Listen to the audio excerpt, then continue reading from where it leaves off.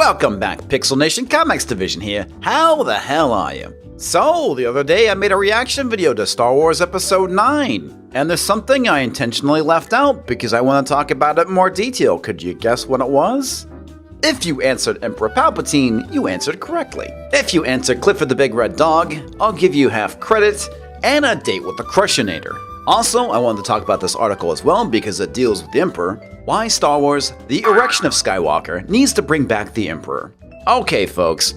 Brace yourself for a lot of Dick and Smeagol jokes leading up to this movie. It's gonna be a bumpy ride. Palpatine's return will help complete the 9-episode story, revisiting the man who set it all in motion. Also known as smothering the EU with a pillow in the middle of the night while it's sleeping. No one's ever really gone. So, let me ask you a question then. Where the fuck are all the Jedi Force ghosts? I mean, if nothing's truly really gone, then there should be a bunch of fucking Force ghosts running around. You know, if I was a Jedi that was killed by Darth Vader, I would be haunting his ass, calling him Annie and shit. Hey, you little bitch! You can't force choke me now can ya? Anyway, I thought Disney was all about murdering the past, smothering it with a pillow, retconning it out of existence, or flattening it with a steamroller and paving over it if you have to. Lucasfilm continued Star Wars Celebration Friday with Episode 9 panel and the first teaser trailer for Star Wars Episode 9, now officially titled Star Wars, The Erection of Skywalker. And with Luke Skywalker's Mark Hamill voiceover promising life beyond death comes a sinister and familiar laughter that suggests a dark side to words originally intended to provide comfort. In a nutshell, what's happening is Disney's now mining the EU for ideas because people actually like that shit. And where they're stealing this from is Dark Empire 1 and 2 and Empire's End. In a nutshell, the Emperor didn't die and he kept inhabiting these cloned bodies. Now, I really like Dark Empire. It's one of my favorite Dark Horse comics. The artwork for this series is fantastic, and the coloring is also phenomenal. So as I go and talk about this, I'm just going to show you some of the artwork from the series.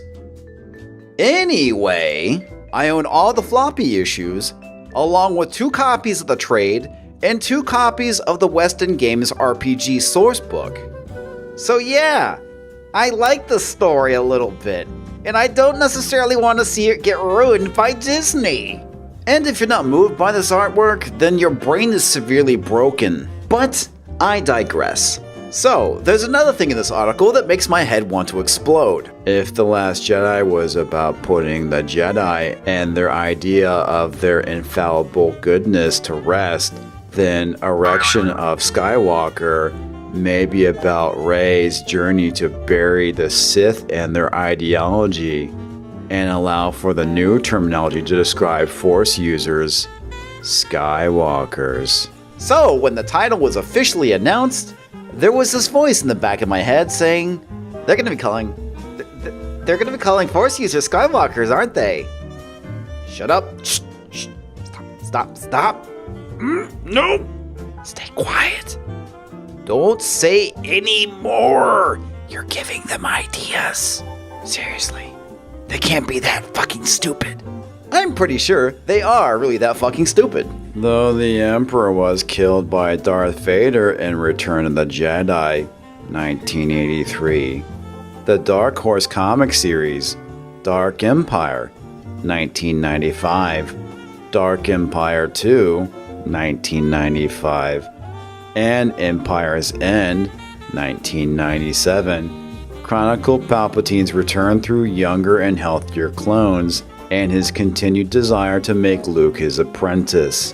But when his clones begin to deteriorate, he tries to transfer his spirit into Han and Leia's son, Anakin Solo, before being killed off for good and his soul trapped in the netherworld.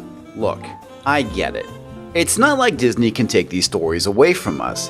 They're not going to be sending a crack squad of commanders to go and round up all the copies of Dark Empire or anything. But when it comes to the blatant disrespect of the source material, it kinda makes my nuts ache. With that being said, I honestly think it's the Skywalker's thing that bothers me the most. Rather than going and building on top of the source material, they decide to burn it to the ground. Because you have to kill the past, apparently. And if that's the case, then I guess Ruin Johnson caused more damage than initially anticipated. And if that's Disney's plan moving forward, then fuck Star Wars. I'm done with it. At this point, I really don't know what else to add. Other than the fact that Disney's done a great job of isolating diehard fans. Great job, Kathleen Kennedy. The Force truly is female, because I'm pretty sure that the male fans of Star Wars no longer give a fuck. I'll catch you next time, folks.